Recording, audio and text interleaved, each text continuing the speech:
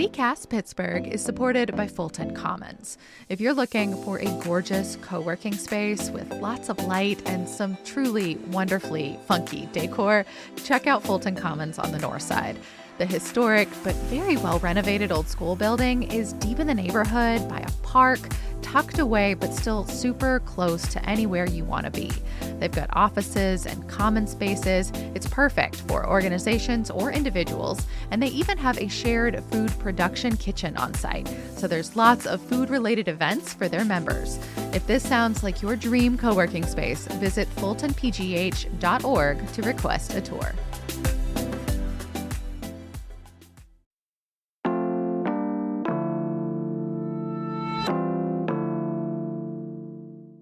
Today on CityCast Pittsburgh, President Trump was in town this week for a big ol' summit on energy and artificial intelligence, where leaders promised many billions of dollars for Pennsylvania. We're still waiting to see how that shakes out. Plus, a guerrilla artist, nay public servant, tried to make that hill up and down Rialto Street a little bit safer. We've got wins and losses. I'm with CityCast's Mallory Falk and Sophia Lowe talking about the biggest stories of the week.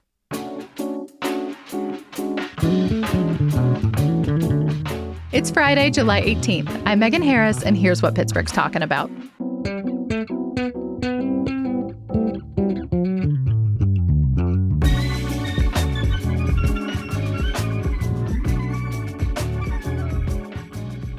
Hi, Mallory. Hello, Sophia. It's been a big week of news. I guess we're going to kick things off with the summit, the big summit that was in town. Let's go to it. Or let's get into it, I guess. It already happened.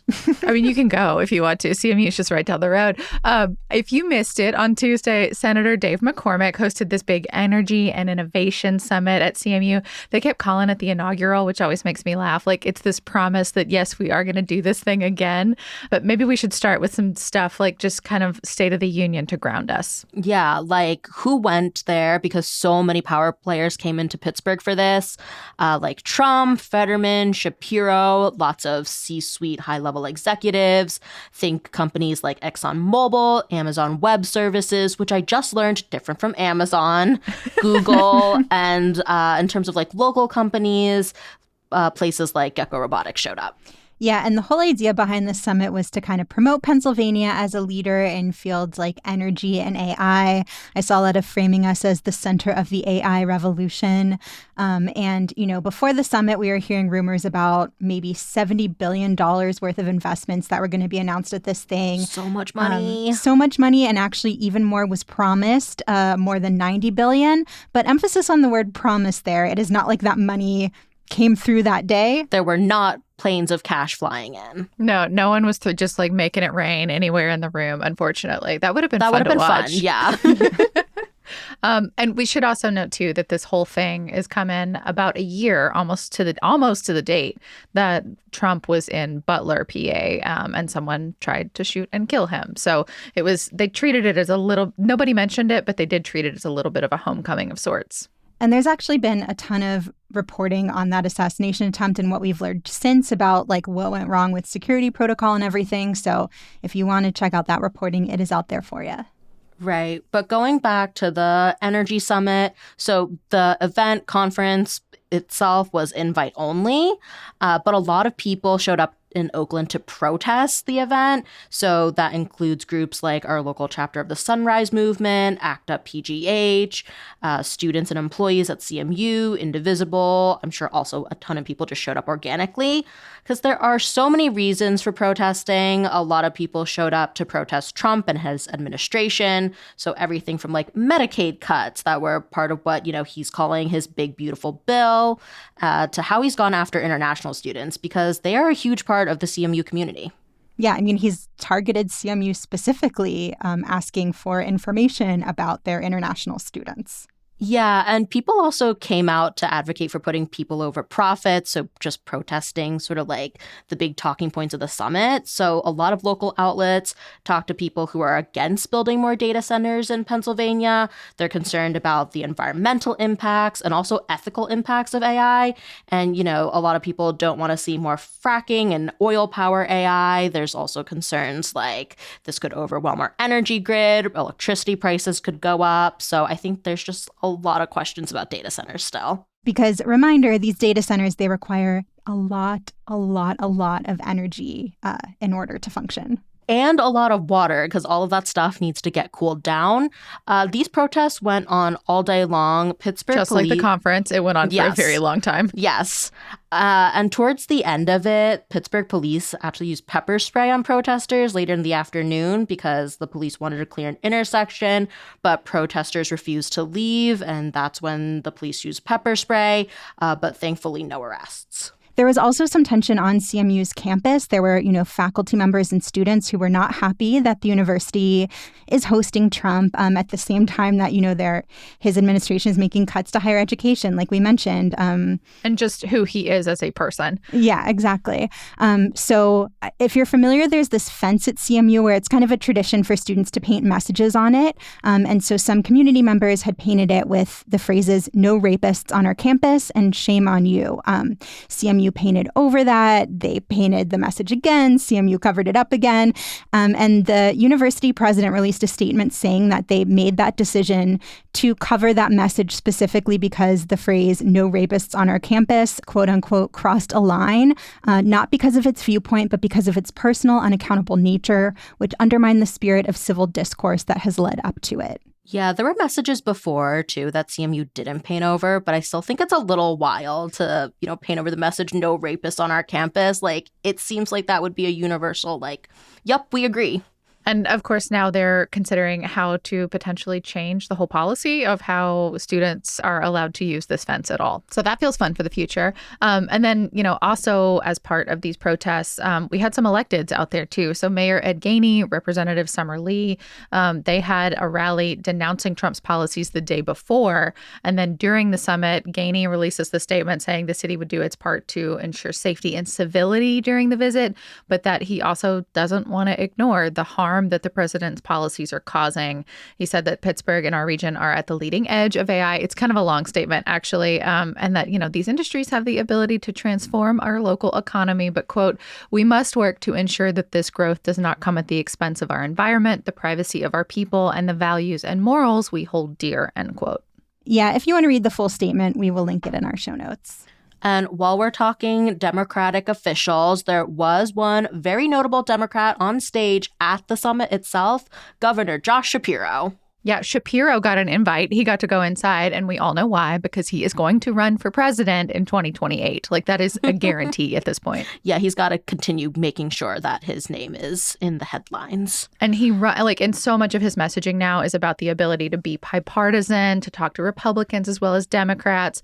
Also, I just will note during his panel, he was the only one there wearing sneakers. You can tell he's trying to channel that Obama energy too. Although I think it's funny that the same week that he was there at the summit with Trump, he also sued the Trump administration along with a bunch of other states over education funding cuts. So really trying to do all things at all times. Pennsylvania contains multitudes all the time. And, speaking about that bipartisan tone Shapiro's taking, he kind of hit on that because he spoke on a panel with McCormick. They talked about how they need to show a united front to attract investment and ensure Pennsylvania can be the center of, as you said at Mallory, this AI revolution everyone keeps talking about. Yeah, I just re-listened to that, actually. And I mean, I was listening to be critical, but I don't think Josh Shapiro ever said anything that, at least from my view, compromises what he has espoused many, many times as a, quote, proud Democrat. But I did note that he threw in some MAGA buzzwords, like winning, what? For example. He talked about winning all the time, like how Pennsylvania loves to win. And of course, he also used his favorite tagline, which I think is sort of in the spirit of the MAGA stuff, like get stuff done, although sometimes he does curse.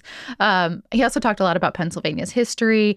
Got to keep that 2026, 1776 situation in people's minds, too. Okay, so time to get into the actual money, what was promised at the summit. A bunch of companies said they will be investing in data centers. These will mostly be in Northeast and Central PA. Probably the biggest commitment we heard was that Blackstone, which is that giant global investment company, is pledging $25 billion to build data centers, again, on the Northeast side of the state. It's also going to partner with an energy company based in Allentown to build natural gas generation plants that will then power those centers, but a bunch of other companies also pledge the big bucks to build these data centers throughout the state. Yeah, and I mean, just glancing through this list, like I'm seeing, some of the top amounts are like Lancaster for York County, for Carlisle, like those are nowhere near Pittsburgh.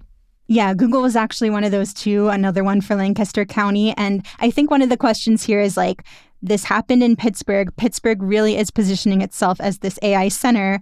But how much of this investment is actually going to come to our city versus other parts of the state? So, a sampling of some of the local projects and companies that were touted at this summit. Westinghouse Electric, the nuclear power company in Cranberry, says they want to have 10 new nuclear power plants under construction by 2030. I know nuclear power is kind of what a lot of people say is the best bet for powering these data centers. And Westinghouse says it'll have a $6 billion economic impact if that does in fact happen. The company that's the energy spinoff of GE pledged a $100 million investment in its factory in Charleroi so that factory can boost production of equipment for power plants and the electric grid. This is the same company that's building natural gas turbines for the Homer City Data and Energy Campus that's been in the news lately. Meta is going to partner with CMU to put $2.5 million toward startups in rural PA. Frontier Group's going to put $3.2 billion to convert a former coal plant in Beaver County into a natural gas power station. So there's a bunch more. There are commitments to our region, but not some of these like top line data center commitments. Which, I mean, for environmental advocates, maybe that's a good thing. I don't know. Yeah, 100%. And I also know this is a very long list of projects. Not all of them are new. The Associated Press reported that some of these projects had already been in progress, but I just haven't seen a super clear breakdown of what was already in the works versus what was announced for the first time. I wondered that too, because I mean, the day before the event, it was supposed to be 70 billion in new investment. By that morning, it was 90. By the afternoon, it was 92. Now I just keep seeing over 90, like in the days after. So I kind of feel like that's the slippery math of it all, right? Like we count it up in different ways depending on how far you go back. And if you can lump it all under this one umbrella, then that means that you get to like say the big fancy number, right? Yeah, I think they wanted to juice up the numbers.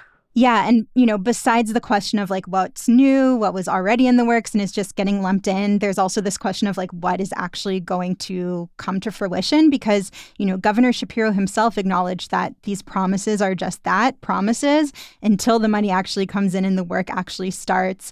After the summit, he told reporters that obviously there's a difference between what someone says in a press release today and when shovels go in the ground in the future. And he said, he wants to see all of these dollars come into the state and is going to be working closely with all the companies to help them get their shovels in the ground and scale up and create jobs. So we'll be watching for shovels. More shovels. Till those shovels hit the ground, I don't know that we can count on any of this, really. Trump also spoke at the end of the summit, mostly his normal-ish, a lot about American dominance, a lot of name dropping. He also went on a brief rant about madness and genius and how his professor uncle knew the Unabomber when he was a student at MIT. I missed this. What? It was an interesting section of the speech. The internet, of course, promptly went about trying to fact check that, and it is very unlikely that the two of them ever crossed paths, primarily because Ted Kaczynski, the Unabomber, went to Harvard, not to MIT. I don't know. Do those two schools have like socials? Like, did they join forces for a school dance or something? Literally, no one could find any link of the two of them ever like meeting each other. To me, it gave me like big Mean Girls energy. Like, she doesn't even go here.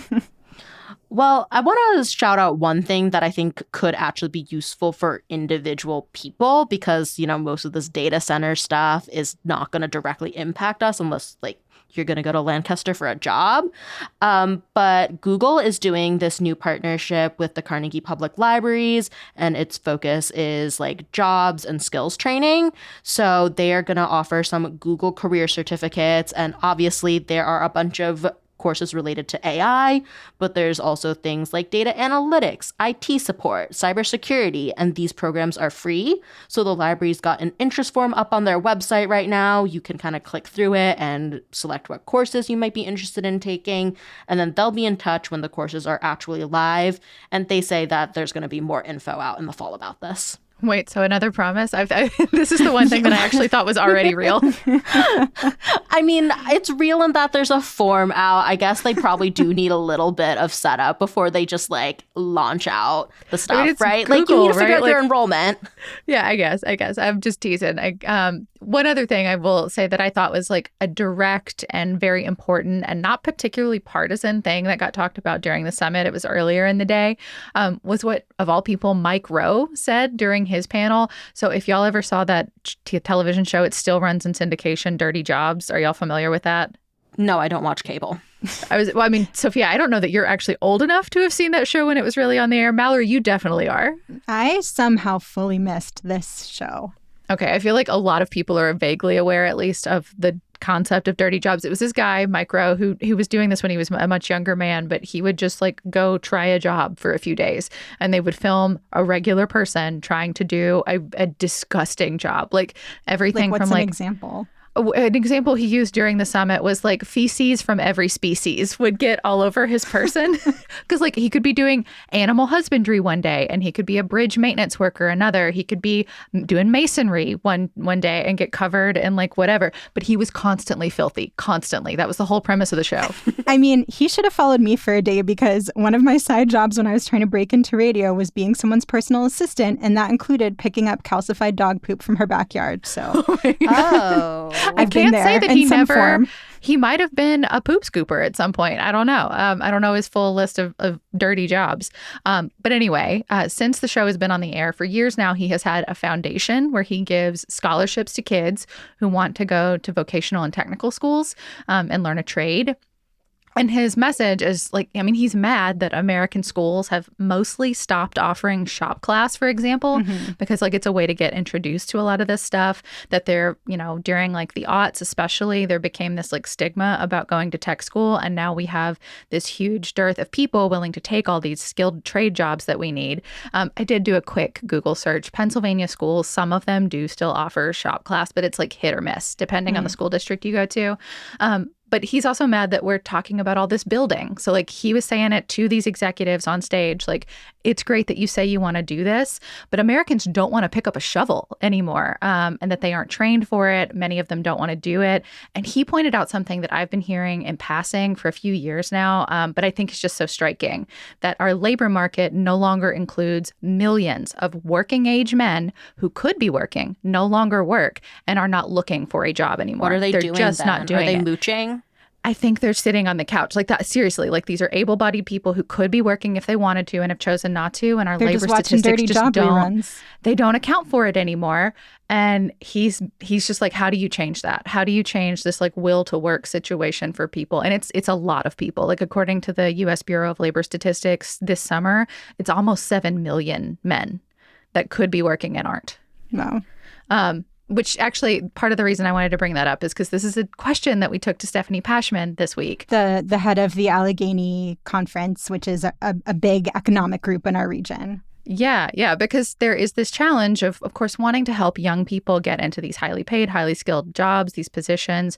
But where's the effort to train mid and late career people? And when we asked her about that, like she did not have an answer. We cut it from the episode because there was just like nothing there. She was just like, yeah, we don't have an answer either. We don't know how to approach that challenge. And I feel like people forget how many adults have just gotten lost in all of this. Like kids matter, of course they do, but so do grown-ups. Like people need to be thinking about how to get mid-career folks in these positions. And Roe, for what it's worth, offered to help. If Pennsylvania wants any help with like a whistle stop tour to drum up support, he was like, sign me up. I'm on board. And presumably Governor Shapiro heard all that. So who knows? Yeah, I mean, that's an interesting point to make at this summit when federal officials right now are slashing funding for education. But it was a critical voice on a stage that, like ostensibly everybody was like there to get along. But, he was just like, yeah, you want to do this? Cool. I'm in support of it. I wanted to do it when Obama was president, too. Sent him a letter, offered to help. How are you going to fix this? Because it's just getting worse. Yeah. I mean, in terms of what's next beyond potentially trying to create opportunities for people to learn these skills and get these jobs, I think it really does go back to what Shapiro said of, will these promises and press releases actually turn into real projects and real jobs? So, Trump has said he's working to speed up permitting, make it easier for data centers to connect to the electricity grid. And both McCormick and Shapiro have talked about streamlining and speeding up the permitting process so projects like this can move forward. Yeah, he actually was talking on stage. It was a striking point to me that he pointed at his EPA director, environmental protection. He's like, yeah, we can get all of this done in what, you think a week? And everybody just sort of laughs. And I'm just like, I feel like maybe you need more than a week. Oh, maybe. A week and a half. I mean, I hope some of these checks and balances for environmental impact of all of these projects are still in effect, but we will see. And yeah, like I said, I'm going to be curious to see what comes to pass and how much Pittsburgh and the Pittsburgh area benefits. But one last thing that was kind of interesting to me about this summit, so much of it was about creating these data centers and figuring out how to power them. But some sources of power, probably unsurprisingly, weren't really part of the conversation. According to reporting in Wired, there weren't representatives from any wind or solar companies on any of the public panels. Bring renewable energy, people. I thought we were doing an all-of-the-above approach. Yeah. Which Shapiro did repeat multiple times. Kept calling himself the all-of-the-above energy governor. I understand, I've seen reporting that wind and solar aren't necessarily the best sources of power for data centers because they're not always super reliable. But I think it's interesting that this energy summit is happening at the same time that, as part of the big, beautiful bill, the Trump administration is cutting tax credits for renewable energy. Politico just reported this week that the administration is making it harder for wind and solar projects to get approved. At the summit, Trump talked about ending, quote, Joe Biden's war on clean, beautiful Pennsylvania coal. I do not think clean and beautiful describe coal. Sure, it works, but is it clean? No, look at our old photos. I mean, I actually think coal, in its raw form, is sort of pretty. I'll counter you on that. But yes, I'm not endorsing it at all. Anyway, I just think it is worth noting that despite what Shapiro might be saying about all of the above, some sources were notably absent. But Shapiro didn't decide who was on the panels, right? That. Oh, I'm not ostensibly would knocking be McCormick. And I know that was not his call. I'm not putting it at Shapiro's feet. I'm saying that we have this summit focused on energy, but only certain kinds of energy. Yeah. I mean, the all of the above energy governor thing is his tagline. I guess it remains to be seen whether McCormick adopts that one as his own, right? And it is certainly not Trump's. A final note from me, there's also been talk of big taxes on private universities, on their endowment funds, which that can get really complicated really fast, but it helps fund the university. CMU is not going to be subject to those taxes, we just learned. They've gotten an exemption. I have not seen anyone point to the exact why, but that news just happened to drop shortly after we learned that CMU would be hosting this big summit with Trump present. So, just a fun coincidence, maybe. Well, speaking of questions we don't know the answers to, let's do trivia. What's the question? Hey. So taking us in a fully different direction here, July is National Ice Cream Month, and so our quizmaster, Kevin Gavin, has a great question about ice cream. You can find the rest of his trivia every week on our website, pittsburgh.citycast.fm. But Megan, Sophia, curious if you know the answer to this one. What special device was invented here in Pittsburgh that made life easier at ice cream shops everywhere? An ice cream scoop? I have no idea. Yeah, it's got to be an ice cream scoop, right? What other ice cream devices are there? A milkshake machine? We'll have the answer after the break.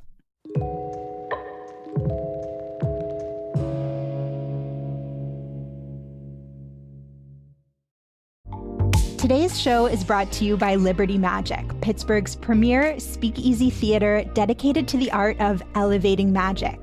They're currently presenting Lee Terbosic in Plain Sight, a show all about the art of deception. You may have seen Lee on TV shows like America's Got Talent and History's Greatest Mysteries.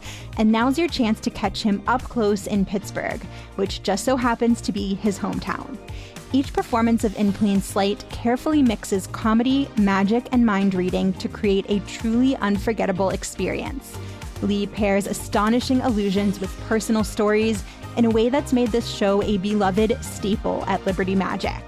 And if you're feeling extra adventurous, you can upgrade to the Skeleton Key VIP experience for a seat right by the stage, plus an exclusive meet and greet after the show. In Plain Slate runs now through August 9th. Get your tickets at trustarts.org/magic before they disappear. This episode is brought to you by Starbucks. Smooth, bright, deliciously crafted. Introducing Starbucks Sansera Blend, their smoothest, brightest coffee yet. It's a new kind of light roast, one that's packed with so much flavor, it shines no matter how you brew it. So go ahead and try it hot, iced, black, or with a splash of creamer. Visit athome.starbucks.com/Sansera-blend-coffee to bring Starbucks Sansera Blend home. We are back, and I guess this week's trivia question was pretty easy because the answer is an ice cream scoop. Right.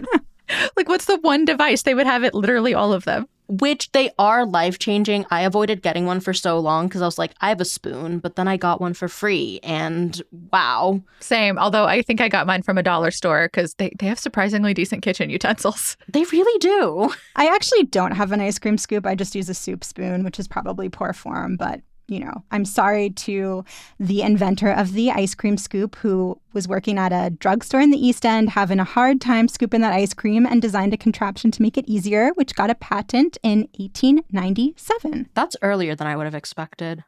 I don't know. That's about exactly what I would expect. That's kind of the birth of the whole soda jerk era, right? That is not something I can fact check off the top of my head. I don't have the years of the soda jerk era cemented in my brain. I have a surprising number of family members who worked in soda jerking. I don't know what that verb is. We'll pivot now. We're going to talk about our hillsides for a second, specifically Rialto Street, because it has been the belle of the ball on Reddit the last couple of weeks. I just think all of this is so funny. It's so funny. It is so Pittsburgh. And if you're not familiar with Rialto, I'm sure you actually are, because it is that extremely steep, extremely scary street, kind of too narrow to be 2 lanes, but is 2 lanes across from the 40th Street Bridge, leading up to Troy Hill. And driving down feels like kind of a roller coaster. Driving up is precarious, or at least it seems like it, because I'm always in the passenger seat. But I actually go to the street kind of often because my partner likes to show it off every time we have visitors in Pittsburgh. It's like, here's our weird street. And I'm like, and here's our weird mausoleum titty sphinx. So actually, those two are both on my list of things that I take out of towners too. Maybe this is a list we should put together for the public. Rialto, though, the city did repave it not all that long ago, since the pandemic. That included rehabbing the sidewalk, which is actually more of a staircase. They shored up the bridge that goes over Rialto, right there at the top. But when they did all that, they did not paint a center line down Rialto, which has apparently irked a lot of drivers. I could easily find a lot of posts about this on Reddit for the last several years. But some industrious human recently took it upon themselves to paint one.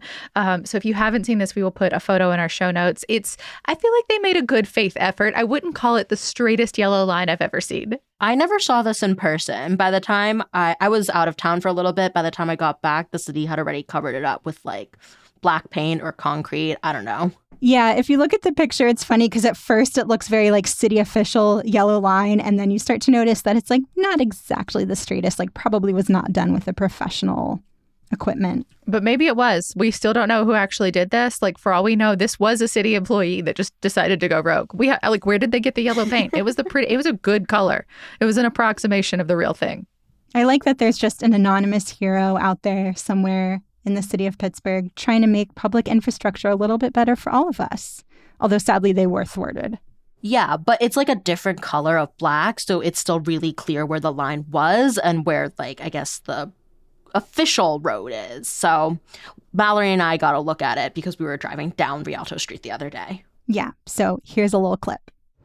It's funny because this line has been, this gorilla lane line has been painted over in black, but so there effectively still is a divider now. There is a stripe. It's kind of working because there's this car coming up from us that kind of shifted over a little bit. So they're not touching the middle line. This works. This works as a 2-lane. Sorta DIY, not really fixing any. I don't know. Oh, there's a car that just kind of too big to cleanly be on one side of the line. But it feels like this guerrilla artist or guerrilla service worker, like, accomplished what they set out to do of creating 2 distinct lanes on Rialto, despite the city trying to cover it back up.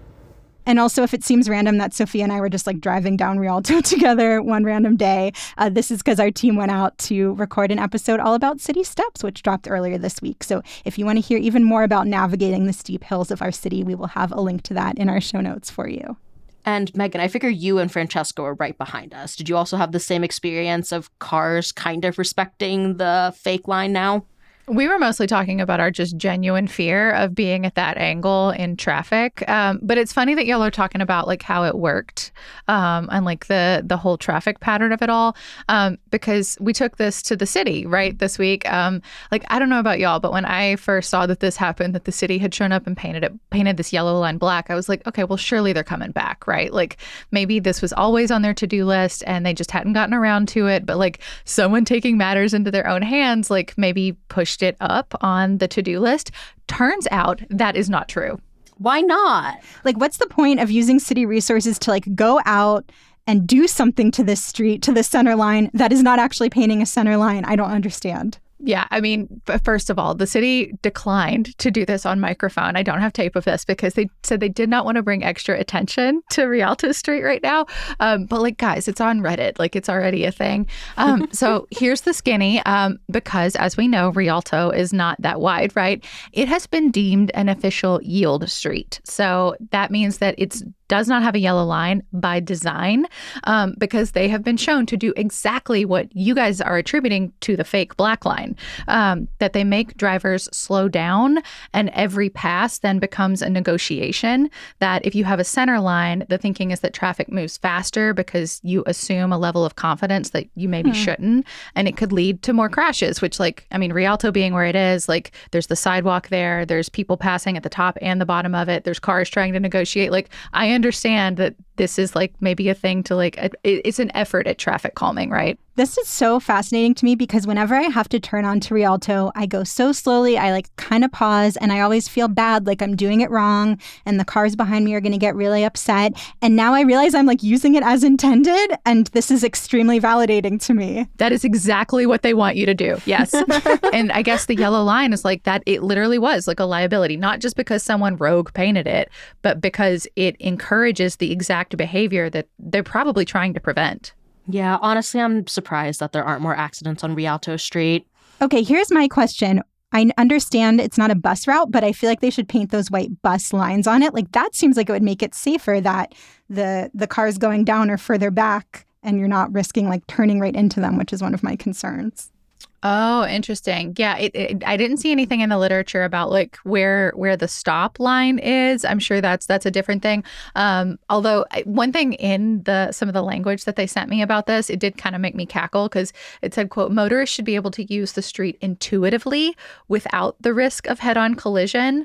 Nothing about driving here is intuitive. That is giving Pittsburghers so much credit for being much better drivers than we are as a people. Yeah, and I think it's worth pointing out, too, that in all of the photos that they use to describe this situation and like what it should look like, first of all, the roads are flat. And second, it usually involves like parking on both sides. Like that's the situation that creates this like yield situation. Rialto is obviously not that. I'm glad that we're talking about traffic calming and like what it can do, but it also made me laugh a lot. Like we're applying it in a very different situation than the narrow look that at least the literature they sent me suggests. Well, I'm just going to continue taking my sweet time turning onto Rialto. And I'm going to continue enjoying not driving up or down the street. That was Francesca's take, too. While we are on the subject of the city, I figured this was also maybe a good moment to mention another project that we are deep in the weeds on that it's very likely you have not noticed. So it's something called the LED Streetlight Modernization Project. It's a project through the Department of Mobility and Infrastructure, and they are trying to check and replace around 40,000 streetlights citywide. So that's 35,000 that already exist and like 6,000 that they're going to add in places that didn't have enough light before. that seems like a good project, but like, I'm going to be honest, I don't think I've noticed it. What, do they look different, or are they just like literally replacing the light bulb? So it's not just the light bulb, it's also the fixture around it. So it's no more of those glowy high pressure sodium ones. This is going to be, as the name suggests, all LEDs. And they're also doing a study, I should add, about like where additional streetlights and poles might be needed. So like that's part of a safety and security situation. But the light, like the light color, totally the same actually, but it's like the shape of the light that's different now, like not the bulb, but like how the light casts. Oh, interesting. Yeah, I think that part's kind of cool because it's supposed to adhere to our city's dark sky lighting ordinance, which we passed in 2021. So it's still a low color temperature. I sent y'all a picture, but if you're a light bulb nerd, it's like 2700 Kelvin. So it's like on that yellowy, glowy scale. I'm so curious how many members of our audience that means anything to. This is the kind of light people put on when they go, oh, I hate the overhead lights. I'm a cozy light person. And then Yes. they turn on their lamp. Yeah, they're yellow lights. But if you're wondering whether they've got to your neighborhood, the city actually has a tracker. I clicked on a couple. Allegheny West has had 92 of 96 lights changed so far, so almost done there. But like Greenfield, for example, that one's planned for the beginning of next year. So 0 lights replaced so far. 0 lights replaced so far. But you can get a sense of the progress. The whole thing, they've been talking about this since 2012, so predates all of our tenure here in the city, or Mallory, your tenure back. Replacements kicked off in May of this year. They're hoping to be done by 2027. But it is like kind of an involved thing because like they literally have to like a person in a bucket truck goes up to a pole, changes the whole thing out. And that's like a 45-minute process per light. And they're doing that like 40,000 times. I really love how old school that is, especially as we're talking about being this AI center and tech's gonna like come in and perform every single task. I sort of like the idea of like one person in a bucket truck doing this old school job. It's funny you say that actually, because like that the computer integration of it all is actually part of why they're doing this. So like, yes, it's extremely analog to individually change all the light bulbs, but once it's done, then they can automate them, which I thought was kind of cool. Like they're connected to a system. So first of all, if anything malfunctions, it is not on a human to notice. It's supposed to like ping the system so they know to send somebody out to fix it. That's a good one, because I would not bother calling anyone about one broken street light, but it would annoy me so much. They can also be dimmed, which I think is kind of cool. So that's like an energy savings. Like they said, like by design in many neighborhoods, maybe not all, they might be less bright between 11 p.m. and 4 a.m. Like they'll go to like 50% power. So that's kind of neat. Also, if you like get one and it's shining into your house, like just because of the angle, they can do something about that. Or if like it's maybe not bright enough where you are, like you need that added layer of security and like visibility, they can adjust your individual streetlight from downtown. Like I think it's so cool. That is so cool. But I'm also seeing this be the genesis of like wars between already feuding neighbors, like two houses side by side. One wants it brighter, one wants it dimmer. Who does the city listen to? I mean, that is already happening. Actually, I talked to Denny Robinson, the project manager of all this. He said he gets at least one of those calls every single day. They come in via 311. People actually like call his office. But he was like, I mean, he was so chill about it. He was like, we take literally every one of those so seriously. Please keep them coming. We want to help you like be able to see and enjoy your neighborhoods better. And actually, I should point out, this is like part of the city's overall commitment to sustainability and light equity too. Because like they said, some neighborhoods are darker and like that's just not safe. It's going to cost less, consume less energy. It's nicer to wildlife. And I'll end us with this nice note from Flora Marion. She's officially the city's assistant director for sustainability and resilience. She considers herself an advocate for solutions to the climate crisis. And she was just telling me about how long it's taken. Like 2012 is like such a long time ago, but she said this project is like a perfect example of city government and why it is so important to have this like confluence of vision and funding and resources coming together all at the same time. Because like so much of the time this stuff takes like multiple mayoral administrations to come together. And for what it's worth, she also said like people were in favor of this. It's just you have to have all three if it's going to work. Seeing this one being fully embraced long enough that everything has happened properly. It got slowed down several times, but it got picked up back up again. And I can walk across my hometown and like point to my children like those lights are here and they're better for us and they're better for the climate because I helped. and because many of my friends also carried me and worked together and carried the project forward. This is really touching. And we might come back to Flora at some point. Like her longer wish list for the city and like some of the cool like climate solutions she's talking about or researching is super, super neat. So we might talk about that on another episode.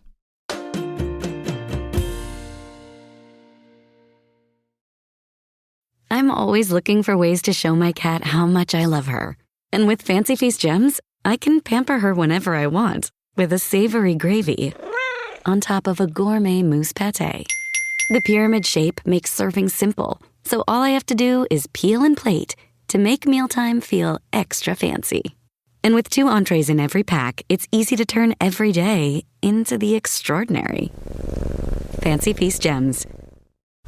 This episode is sponsored by Friskies, who would like to tell your cats hi. Now, if that didn't get your cat's attention, there is one thing that always does the trick. Just pour some Friskies crunchy food in the bowl and you'll hear those paws come running. Works every time. With so many Friskies choices, you can always bring your cats running from their secret napping spots. There's always more to explore. See for yourself at friskies.com or visit your local store. We're back with a few neighbor shout outs. We're so excited every time to celebrate our CityCast Pittsburgh neighbors. Yes, it is also so much fun to hear what places you all love. I'm going to start off with a shout out from John K. in Westmoreland. John wrote in about Pittsburgh being the birthplace of cybersecurity. Well, that's apropos today. It really is.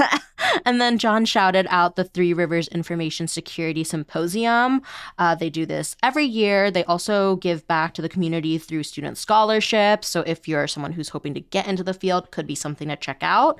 If you're interested, I checked, and the conference this year, 2025, is happening at the end of October. And then Ashley J. from Squirrel Hill is shouting out Songbird Artistry in Bloomfield. Ashley says there is so much great Pittsburgh-themed merch in the store. One example is smiley cookie earrings. That sounds adorable. I'm going to have to go check that out. Yeah, we've got a long article on our website actually about like gift stores, gift shops, like places where you can like go get like something a little bit quirky, a little bit different for friends and family, like for special occasions. Or tchotchkes for yourself. I go for exactly. me. Yes. We're going to have to add Songbird Artistry to the list. Thank you so much, Ashley. Yes, thank you both, John and Ashley, for your shout outs. If you're listening to this and you're like, I know a great business, I know a great nonprofit, I know of a great symposium, and I want to shout it out on the show, you can do that by becoming a CityCast Pittsburgh neighbor. If you become a neighbor, you can send us your shout outs. There's no limit on the number, and we will read them right here on the pod and feature them in the newsletter. So you can join today at membership.citycast.fm. Once again, that is membership.citycast.fm. You'll not only get to shout out your favorite spots, but you'll be supporting our work for years to come. And thank you to our newest neighbor, Sam Z. I have my eyes out for your shout out submission now. Tell me what you like. Come on, Sam. Sophia's putting you on blast. To close us out this week, we've got some wins, some losses for our region, and just like some stuff we think you should know. We'll start with The Pitt, the TV show that was filmed here that brought so much attention to Pittsburgh last year and this year. First of all, they are filming now, but they also got a lot of Emmy nominations. Yeah, 13 of them. So they're up for Best Drama. Noah Wiley got a Best Lead Actor nomination. Very well deserved. He is amazing in that role. Totally believe that he is a depressed, traumatized, really talented doctor every second of that show. Yes. And then Catherine Lanasa got a nom for Best Supporting Actress in a Drama. They're also up for awards for writing and direction. This was my favorite show of the year, and I was very reluctant to take on another medical drama. Not because I'm like watching a billion of them right now. It's just like, I mean, you know, I watched DR, I watched Grey's Anatomy. I thought I had my fill. But this one is just really realistic, really impressive. So I'm excited it's getting some recognition, and that Pittsburgh, by extension, is getting some recognition. Our whole team really loved this show. We actually did a whole episode, an article about it. We talked about, you know, what felt really realistic about the characters, what neighborhoods they live in, and just how we think Pittsburgh was represented overall. So if you want to listen or read more about that, definitely check out our website as well. Yeah, you can also see all the things that I thought they got wrong, because I had fun with that section of the article too. I'll throw us back to our episode we had this week about wine tariffs, or tariffs generally, but like like the proposed 200% or maybe 30% or maybe 10% tariff. That all different numbers, very different numbers. That could get tacked on to wine sales here in the region, I mean, and all over the U.S. But one thing that I thought was interesting in researching for that episode is like another reason why wine sales might suffer here in like Pittsburgh, but, you know, all across the country is that the non-alcoholic sector is actually really booming. One person we talked to mentioned that, and, you know, the Biz Times published on it this week too. Yeah, so a lot more people are trying out non-alcoholic drinks, but it's especially younger generations that are drinking way less alcohol than before. I'm so proud of the kids. So proud of Jens. Yeah, like the Bureau of Labor Statistics found in 2023, Gen X spent a little more than $23 billion on alcohol. Boomers spent a little more than $25 billion on alcohol versus Gen Z spent just over $3 billion on alcohol. So huge number difference. I don't know about millennials. Sorry, They didn't include millennials in there? No, I don't know why. Maybe our number was too embarrassing and they didn't want to put us on blast. I feel like millennials like drank all they needed to like 10 to 15 years ago. Like we're washed out at this point. But the way this is hitting Pittsburgh businesses is that they're just adapting by offering more non-alcoholic options. I'm looking at the list. It ranges from places like One by Sport down to Tina's, a bar in Bloomfield. This wouldn't be true for Pennsylvania, but looking at those kind of national statistics, I also wonder if just like legalizing cannabis is leading to like this dip that are young people kind of doing that more now that it's easier to access. I think like functional beverages too are like a huge part of this conversation, and just like innovation within that industry. What is a like functional beverage? The ones with the mushrooms. Remember we learned about this when we talked to Open Road Pittsburgh for a past episode. It's like the ones that might have like CBD in them, like they have a purpose basically. Right. And like when I say mushrooms, it's like lion's mane. That's supposed to help your focus, not the magic ones. Right. Gotcha. They are all legal. But yeah, I mean, I think like just literally just like having more available in the market, like canned mocktails and cocktails and things like that. There's just a lot more available than like the traditional like beer and spirits and things like that. Like there's so much play in these industries, and we all get to benefit as the consumers. They just taste yummier too. I mean, this is obviously personal opinion, but I cannot drink beer. It's so nasty. I like beer, but I also really love a mocktail and some of these like different kinds of beverages. Like I like variety. Sophia and I are on the same page. Like we have beverage carts, like literal places where we just like have fancy drinks. Mine is filled with Capri Sun right now. I don't know if you'd call that fancy, but it's there. But it's variety. That's all I mean. Anyway, check out our wine episode. It was really fun to do. And I've got one last win. There is a new plan for the Bucko bricks. If you remember the saga, the pirates threw away these bricks without telling anybody. There was a big uproar about it. And so now they're trying to make it right. Memoriam bricks, like the ones that people bought in honor of somebody, or like, you know, like my papa who loved the Pirates and wanted to see them win all the time. Like it was that kind of brick. Yeah, back when the stadium was first being built. So the Pirates are now going to have these bronze plaques with the messages that were on those original Bucko bricks. So if it said, like, my papa loved the Pirates, there's going to be a bronze plaque with that message on it now. There will be 60 plaques total, about 170 messages per plaque. So I guess these things are going to be pretty sizable. And the project is going to cost $1 million. But I guess that's the price of apologizing for a major F-up. So moving on to losses, we actually saw this news pop right after we recorded last week. Mallory, I thought this was so funny. I don't remember the last time Kraft Heinz came out of my mouth, but we were talking about like the history and how they had just joined like forces not that long ago. Well, then Friday of last week, they announced that they're preparing to part ways. Like they're not going to be a joined company anymore. They had just made the Fortune 500. And then the Wall Street Journal puts this thing out saying that they're gonna, like after merging in 2015, which I guess has been criticized. I didn't realize this. It's like being reported as a strategic blunder, that they're gonna spin off now and be independent. Sounds like that's gonna be here in a few weeks. We'll keep following it, but I just like, this is like Heinz is like so central to Pittsburgh's history and what we are. And of course, seconds after it comes out of my mouth, like big news. As long as they don't change the formulas for the mac and cheese and ketchup, I'm happy. I mean, the mac and cheese did change because they had to get rid of red number 5. It did change not that long ago. Well, it hasn't affected the taste, I guess. Sophia's not going to integrate that information. Not a loss for me yet. Then this, I didn't really know whether to count this as a win or a loss. It's, I guess, a loss for the organizers. Donnie's Place is not going to be getting a historic designation. So to catch you up on this, Donnie's Place, it's this rundown brick building that was formerly a gay bar here. Some advocates had wanted to see it preserved as a historical landmark. They cited reasons like Donnie's role in creating safe spaces and helping people during the height of the AIDS crisis. And, you know, if this had gotten historic designation, it would have been like the first queer landmark in Western Pennsylvania to get this recognition. But the other point of view is that there's also been a housing development proposed for this site in Polish Hill. It's kind of at the bottom of the hill, and that development would mean knocking the building down. So people who were against this historic designation said that that effort was to prevent building this new housing.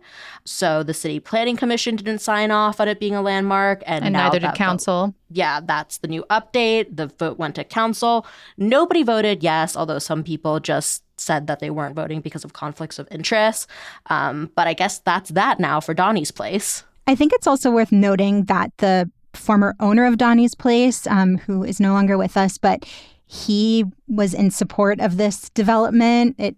People who knew him said like they did not think he would have been backing this historic designation either, which feels significant. Yes, Donald did not want it either. Yeah, so I'm actually going to count this as a win because queer people need housing, trans people need housing, and given that the family also wanted this to be housing, I do hope that part does come to fruition. So some other stuff to know for your week. As we're recording this, still no state budget. We haven't talked about it in a while. It was due on June 30th. It is now July 18th, and we got nothing. So that's it. That's the tweet.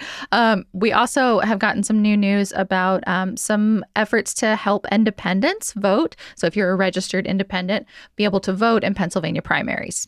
Yeah, we've talked about this on the show before. We are one of 10 states with closed primaries. This came up a lot during our last mayoral primary this year because, you know, whoever wins the Democratic primary effectively is the next mayor of Pittsburgh, and independent voters here didn't have a say in choosing that candidate. So independents in Pennsylvania are taking up the issue with the state Supreme Court. Earlier this week, they filed a petition about this. And according to Spotlight PA, their argument relates to this clause in our state constitution that guarantees, quote, free and equal elections. So the plaintiffs in this case are saying that with a closed primary system, you don't get a free and equal election. Yeah. And I mean, TBD, what's going to happen next with this? The organizers are saying if the state Supreme Court does not agree with them, that they may start the process again with Commonwealth Court. So just like a process thing, petitions can go up to the Supreme Court first if there is an issue of like, quote, immediate public importance. But then it can start again from the bottom if, you know, that doesn't work out. They're in their favor the first time through. I think it's interesting that like lots and lots of people in the state seem to want to open our primaries and are taking different paths to try to make that happen because there's also been proposed legislation around this. It has not gotten anywhere. So it seems like now the voters themselves are trying to make something happen.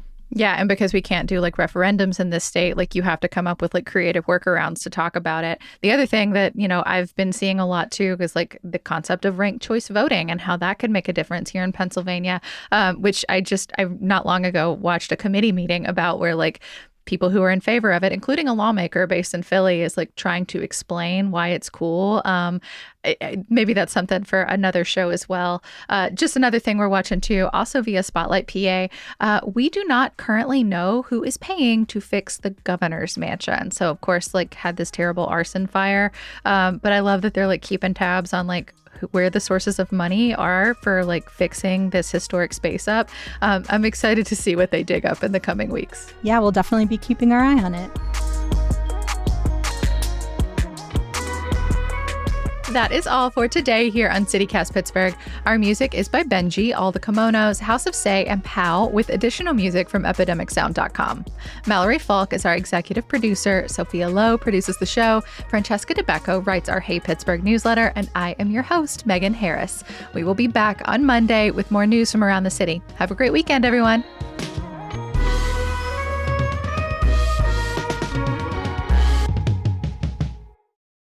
I want to talk about me. Sophia just doesn't see Gen X, which is its own joke.